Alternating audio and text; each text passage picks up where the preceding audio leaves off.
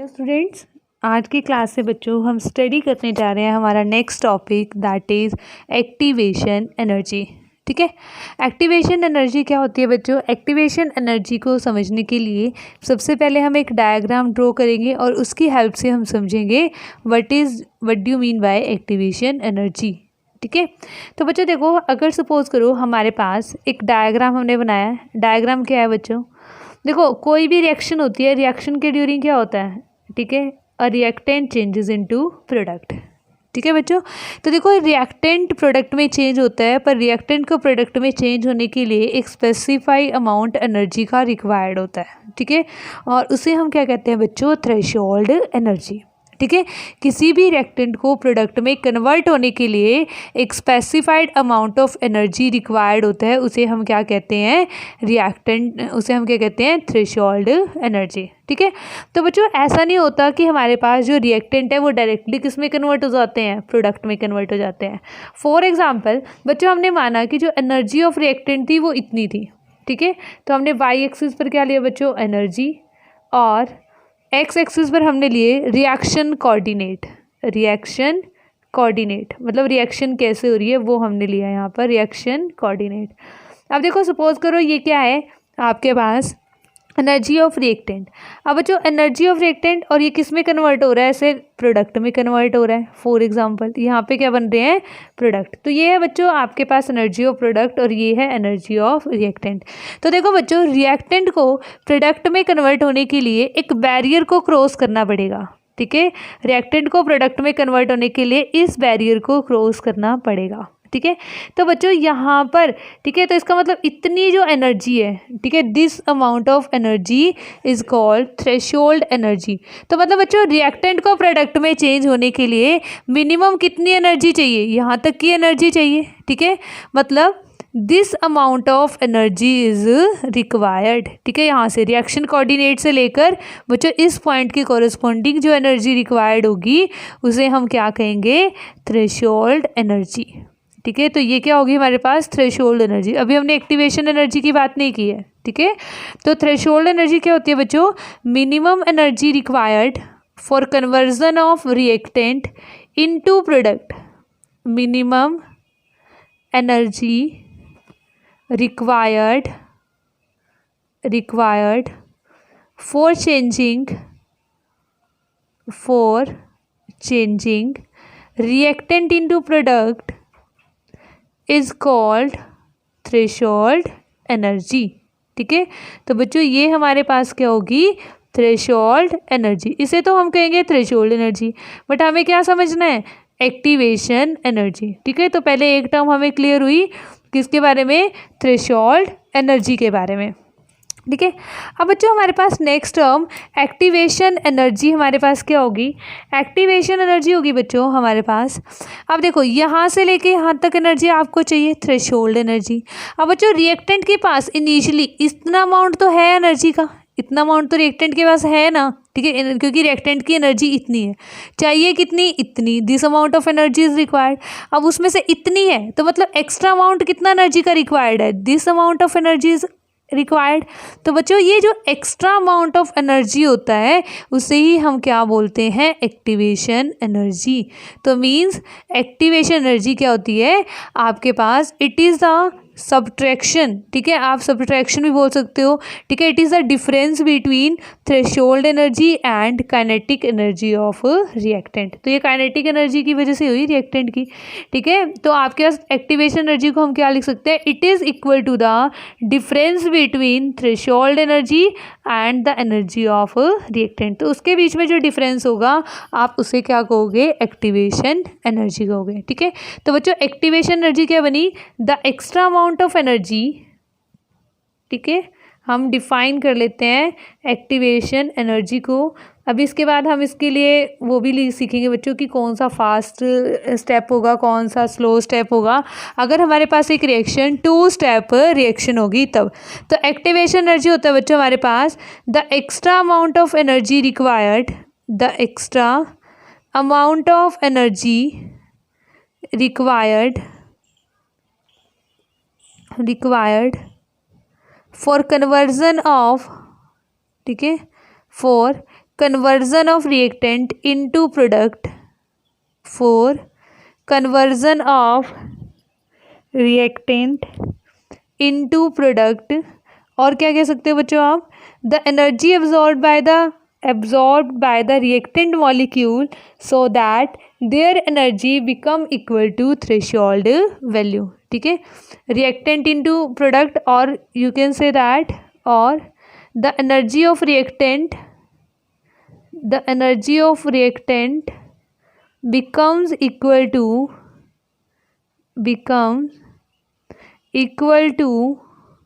threshold energy, क्योंकि अगर उसने इस बैरियर को क्रॉस कर लिया तो क्या बन जाएगा बच्चों, प्रोडक्ट बन जाएगा। ठीक है, तो बेसिकली हम इस तरीके से डिफाइन करते हैं एक्टिवेशन एनर्जी को। तो बच्चों एक्टिवेशन एनर्जी को हम रिप्रेजेंट करते हैं बाय सिंबल EA से।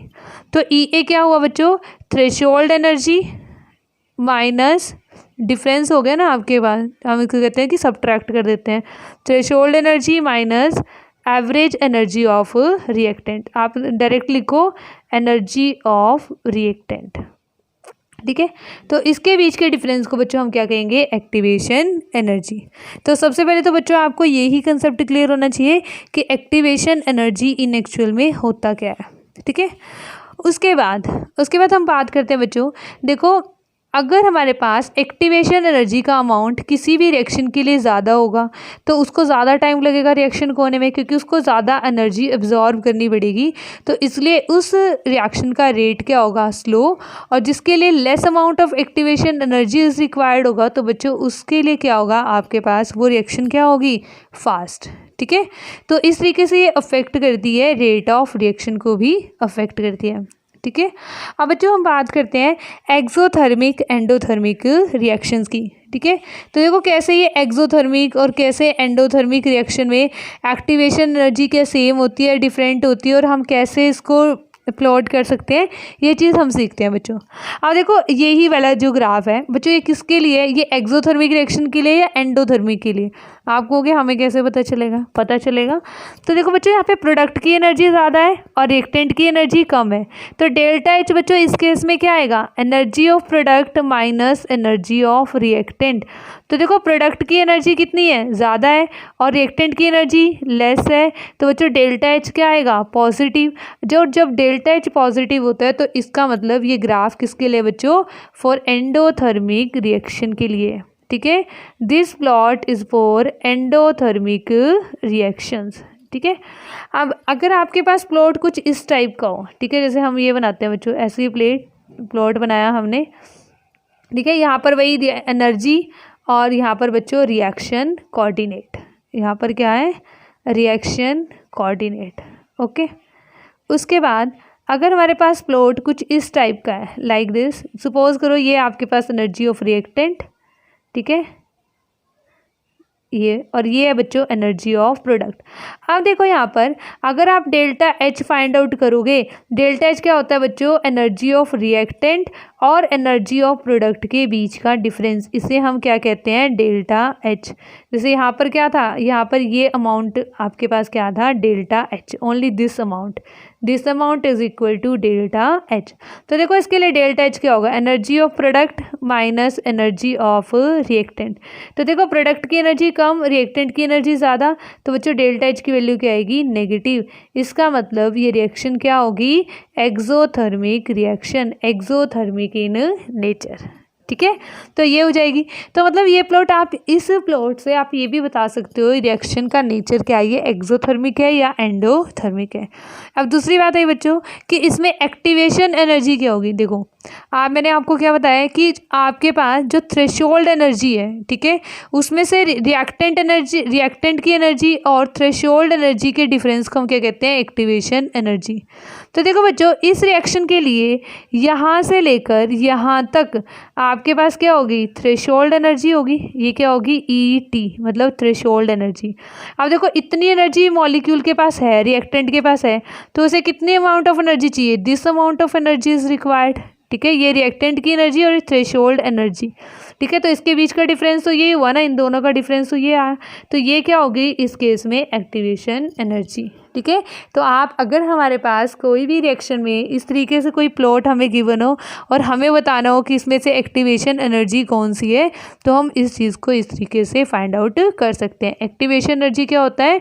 It is equal to the difference between threshold energy and energy of reactant.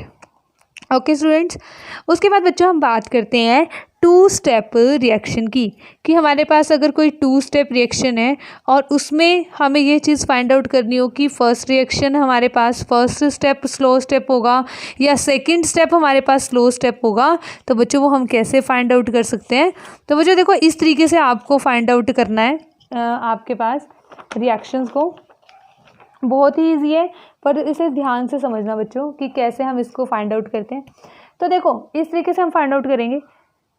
ए हमारे पास इनिशियली रिएक्टेंट था, ठीक है बच्चों। स्टेप 1 में क्या हुआ? ए कन्वर्ट हुआ ए स्टार में और फाइनली वो चेंज हुआ बी में। तो ए हमारे पास बच्चों यहाँ पर रिएक्टेंट है और बी हमारे पास क्या है? प्रोडक्ट है, ठीक है। ए स्टार क्या है बच्चों? हमारे पास इंटरमीडिएट है। इंटरमीडिएट हमेशा बनता है एक रिएक्शन में, तो ए स्टार क्या है? इंटरमीडिएट है। ओके, तो बच्चों इसमें 2 स्टेप में रिएक्शन हो रही है। 2 स्टेप में रिएक्शन कैसे हो रही है? देखो, स्टेप 1 है आपके पास, इस तरीके से रिएक्शन हो रही है। पहले ए किस में चेंज हो रहा है? आपके पास ए स्टार में, ठीक है। एक मिनट बच्चों, यहाँ पर ये थोड़ी मिस्टेक है बच्चों। ए से बी बनेगा और बी से सी, ये ऑल ओवर रिएक्शन लिख रहे हैं पहले, ठीक है। ये क्या है आपके पास? ऑल ओवर रिएक्शन है, ए से बी, बी से सी। अब स्टेप 1 में क्या हो रहा है? ए से ए स्टार बन रहा है, ठीक है, और ए स्टार से बच्चों बन रहा है बी। ये बी इंटरमीडिएट है और ये ए स्टार है बच्चों, ये है ट्रांजिशन स्टेट। ये क्या है? Transition state. बट इंटरमीडिएट क्या है? बी है, ठीक है। और स्टेप 2 में क्या हो रहा है हमारे पास? ठीक है, स्टेप 2 में हो रहा है बच्चों हमारे पास बी बन गया, बी से बी स्टार बनेगा और बी स्टार फर्दर कन्वर्ट होगा सी में। तो ये सेकंड ट्रांजिशन स्टेट होगी आपके पास, ठीक है। ये हमारे पास क्या होगी बच्चों? सेकंड ट्रांजिशन स्टेट होगी, ठीक है। ये चीज़ हो जाएगी हमारे पास। अब देखो, अगर आपके पास डायग्राम इस तरीके से दिया हुआ है, ठीक है, आपके पास 2 डायग्राम्स गिवन है, ठीक है, और आपको दोनों डायग्राम्स में से ये आइडेंटिफाई करना है कि हमारे पास कौन सा स्टेप स्लो स्टेप होगा और कौन सा स्टेप फास्ट प्रोसेस होगा, ठीक है।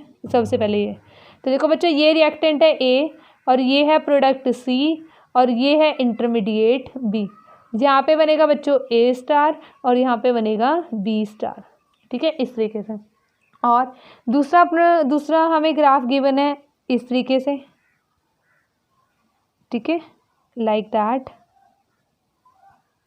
ठीक है, इस तरीके से यहाँ पर ऐसे है। तो ये बच्चों हमारे पास ए, ये है हमारे पास बी और ये है हमारे पास सी, ठीक है। यहाँ पर वही सेम एनर्जी और यहाँ पर बच्चों रिएक्शन कोऑर्डिनेट, दोनों केसेस में ऐसा ही होगा, ठीक है। तो ये चीज़ आप यहाँ पर लिख लेना, रिएक्शन कोऑर्डिनेट। यहाँ पे बच्चों रिएक्शन कोऑर्डिनेट और यहाँ पर हमारे पास क्या होगी? Energy along the y axis, along y axis. अब देखो बच्चों, इसमें आप क्या करो? एक्टिवेशन एनर्जी को कैलकुलेट करो। तो इस ग्राफ के लिए आपको बताना है, इस ग्राफ के लिए सबसे पहले ये दोनों ग्राफ किसके लिए हैं बच्चों? एक्सोथर्मिक रिएक्शन के लिए, क्योंकि अगर आप डेल्टा एच यहाँ पर फाइंड आउट करोगे तो ये एनर्जी ऑफ प्रोडक्ट है, ये एनर्जी ऑफ रिएक्टेंट है। तो energy of product minus reactant क्या आने वाला है? आपके पास नेगेटिव वैल्यू आने वाली है। तो that's why both graphs are related to exothermic reaction, ठीक है। उसके बाद देखो, हमें बताना है कि इस केस में कौन सा स्टेप स्लो स्टेप है और इस केस में कौन सा स्टेप स्लो स्टेप है। देखो बच्चों, स्लो स्टेप वही होगा जिसके लिए एक्टिवेशन एनर्जी ज़्यादा होगी, ठीक है। तो देखते हैं कि एक्टिवेशन एनर्जी ज़्यादा किसके लिए होगी। तो देखो, एक्टिवेशन एनर्जी देखो यहाँ पर फर्स्ट स्टेप में ए से ए स्टार में और फिर बी में चेंज होना है, ठीक है। तो आपके देखो रिएक्टेंट के पास इतनी एनर्जी है, इसके लिए थ्रेशोल्ड एनर्जी तो यहाँ से लेके यहाँ तक होगी ना। तो बच्चों, this amount of energy is activation energy for first step EA1। तो ये फर्स्ट स्टेप के लिए एक्टिवेशन एनर्जी होगी, ठीक है, क्योंकि इसे किस में कन्वर्ट होना है? इंटरमीडिएट बी में। पहले तो ये बी में कन्वर्ट होगा ना, फर्स्ट स्टेप में क्या हो रहा है? बी में कन्वर्ट हो रहा है। तो बी में कन्वर्ट होने के लिए इसको ये बैरियर क्रॉस करना पड़ेगा। तो इसके लिए ये रिएक्टेंट है, तो इस रिएक्टेंट और इसके बीच में कितना डिफरेंस है बच्चों? ठीक है, उसको हम क्या कहेंगे, एक्टिवेशन एनर्जी। अब देखो सेकंड के लिए, अब सेकंड के लिए ये रिएक्टेंट बनेगा ना सेकंड स्टेप के लिए, तो बी, और बी को किस में कन्वर्ट होना है, सी में। तो बी को ये वाला बैरियर क्रॉस करना पड़ेगा और यहाँ पे आने के लिए, तो बी के पास इतनी अमाउंट तो एनर्जी है, तो उसको इतनी अमाउंट एक्स्ट्रा एनर्जी चाहिए होगी ना, ठीक है, इस बैरियर को क्रॉस करने के लिए। तो यहाँ पे क्या हो जाएगा बच्चों, E2, ठीक है। तो ये हो जाएगी active EA2, activation energy for second step. अब देखो सेकंड स्टेप के लिए कम एक्टिवेशन एनर्जी चाहिए और फर्स्ट स्टेप के लिए आपको ज़्यादा एक्टिवेशन एनर्जी चाहिए। तो बच्चों जहाँ पे ज़्यादा एक्टिवेशन एनर्जी चाहिए होती है वहाँ पे टाइम लगेगा, इसका मतलब ये स्टेप क्या हुआ, स्लो स्टेप। तो इस केस में बच्चों क्या है, first step is slow step, first step is slow step, और सेकंड स्टेप क्या होगा बच्चों, फास्ट स्टेप होगा, ठीक है। उसके बाद ऑन द अदर हैंड अगर हम इस ग्राफ की बात करें तो देखो ए से पहले किस में कन्वर्ट होना है, इंटरमीडिएट बी में, तो इसको कितना एक्स्ट्रा अमाउंट एनर्जी का रिक्वायर्ड है, this amount of energy is required. तो ये आपके पास क्या बनेगी, activation energy for first step. उसके बाद यहाँ पे देखो ये क्या अमाउंट आपको चाहिए, सेकेंड, ठीक है, EA2, ठीक है। अब देखो यहाँ पर भी आप इस तरीके से देखो, यहाँ पर बच्चों क्या है, अगर आप ध्यान से देखो तो सेकंड स्टेप के लिए ज़्यादा एनर्जी चाहिए as compare to first step. इसको थोड़ा सा ऐसे बना लेना, ठीक है, ऐसे, ठीक है, वो आपको क्लियरली पता चल जाएगा, ठीक है। यहाँ पे तो चलो थोड़ा बहुत हो भी सकता है, पर वहाँ पे अगर जहाँ पे आपसे क्वेश्चन पूछा जाएगा तो वहाँ पे एक बड़ा ज़्यादा डिफरेंस आपको दिया होगा, जैसे यहाँ पर ऑब्जर्व हो रहा है, ठीक है, लाइक दैट। तो यहाँ पे क्या है बच्चों, यहाँ पे सेकंड स्टेप में ज़्यादा एनर्जी रिक्वायर्ड है as compare to first step. तो इस केस में बच्चों क्या हो जाएगा, second step is slow step, second step is slow step, ठीक है। ऐसे बना लेना, इस कर्व को ऐसे कंसीडर करना है, ये थोड़ी सी और ऐसे है, तो इतना एनर्जी चाहिए, तो ये ज़्यादा एनर्जी है ना, तो इसलिए हम इसको क्या कहेंगे, तो इस केस में क्या होगा, second step is slow step. तो बच्चों इस तरीके से हम क्या फाइंड आउट कर सकते हैं, स्लो स्टेप। और स्लो स्टेप क्या होता है बच्चों, रेट डिटरमाइनिंग स्टेप, वो ही रेट को डिटरमाइन करता है, ठीक है। तो ये था बच्चों हमारे पास एक्टिवेशन एनर्जी के बारे में, एक्टिवेशन एनर्जी क्या होती है और टू स्टेप रिएक्शन के केस में हम एक्टिवेशन एनर्जी कैसे फाइंड आउट करते हैं और हम कैसे डिटरमाइन करते हैं कि कौन सा स्टेप स्लो स्टेप होगा। तो बच्चों ये इंपॉर्टेंट है from competition point of view, but activation energy आपके स्कूल के सिलेबस में भी है, ठीक है। तो एक्टिवेशन एनर्जी आपको क्लियर होना चाहिए और टू स्टेप रिएक्शन में हम कैसे फाइंड आउट करते हैं एक्टिवेशन एनर्जी, ये भी आज की क्लास में हमने सीख लिया है। तो बच्चों मिलते हैं नेक्स्ट क्लास में। नेक्स्ट क्लास में बच्चों हम स्टडी करेंगे quantitative effect of temperature. Okay students, मिलते हैं नेक्स्ट क्लास में।